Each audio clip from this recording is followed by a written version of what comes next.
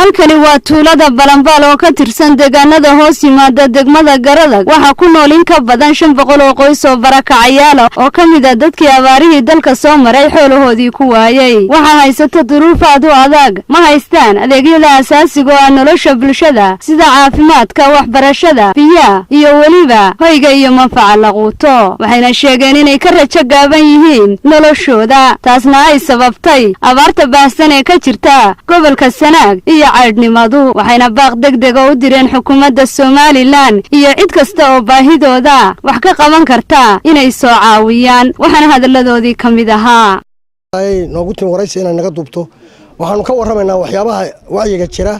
ee maanta magaalada tan balanbaal hawlaha jira wacyiga maanta jira haddaan ka warramo waxyaabo fara badan oo aad iyo aad dayaca ayaa ka jira magaalada tan balanbaal la yiraahdo waxa degan oo ka tirsan gobolka Sanaag gaar ahaan degmada garadag waxaan markaa leeyahay waxaan hawsha ka jirta waa meel ay Soomaaliland ba ka indhalada ka dhigaleeda waxa laala waxay ka og yihiin aan ka jirinin marka waxaan leeyahay meesha waxa yimid dad barakacayaal xilliga abaartii soo barakacay ayaa aad u soo degay waa la ogaa waxay lahayd kaan ballaaran oo 500 iyo casaan dad ay ku soo barakaceen markay ku soo barakaceen muddo yar oo hore oo xilligii 17 ilaa yaa waxoogay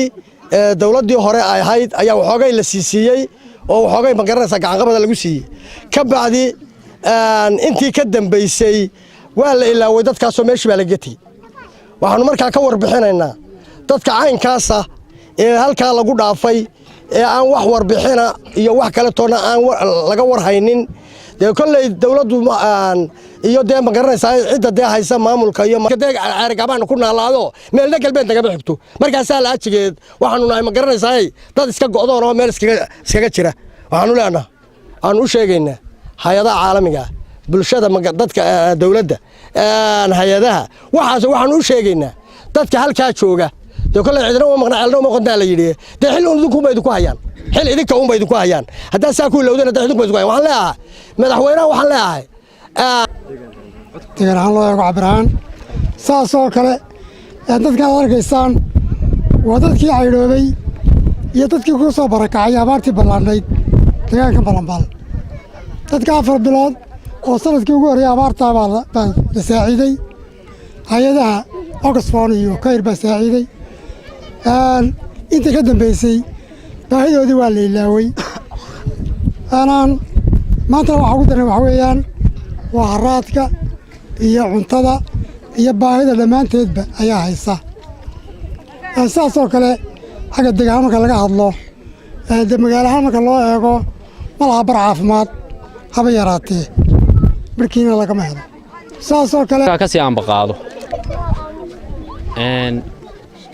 580 qoys bay ku tira koobaan hay'adahan caalamiga ee sanadkii hore nala joogi jiray 2017 wixii ka soo horeeyay 581 in yar baa wax ka haysata xaqiiqada markaan ka hadlo in yar baa wax ka haysata maalin walba masaajidka waxaan ka ururinaa qaadaan keeriyoonayal baan kula wareegnaa haddeer waqtigan xaadirka aynu joogno dadkaas wuxuu noqday isku mid waxaan isdhaamin way gabeen keeriyoonihii taasi taa weeye hay'adaha haddeer dhulka bari u soo baxaana laamiga dhinacna ugama degaan markaan xaqiiqada ka sheego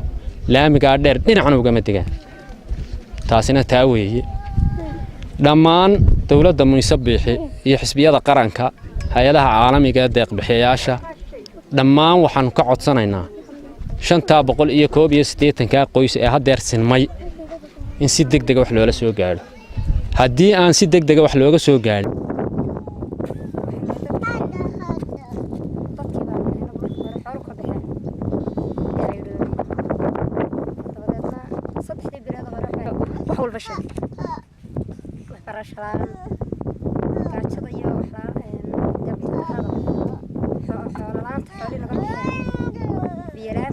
soo galeen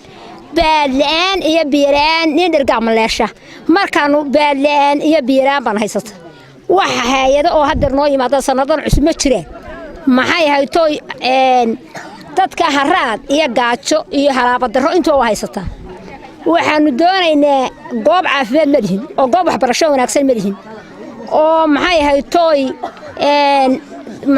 dadka iyaga xanuustay halkan laga qaado ama burca la geeyaa oo loo qaada wax maxay tooy dhexmara maanu lihin hay'ado noo yimaada waxna soo booqda dawlad noo timaada midna ma lihin waxa la wax noo yimaado odayada iyo dadka iyaga soo dhexmaray iyo dadka odayada marba ku dhex wareegayada waryaan karsan reer heber maanta u kari waxaanu doonaynaa madaxweynaha la doortay ee wanaagsan iyo dawladda isbayna noo gacan qabat dadweynaha ku dhaqan magaalada balanbaal ayaa waxay ka leeyihiin xaaladooda nololeed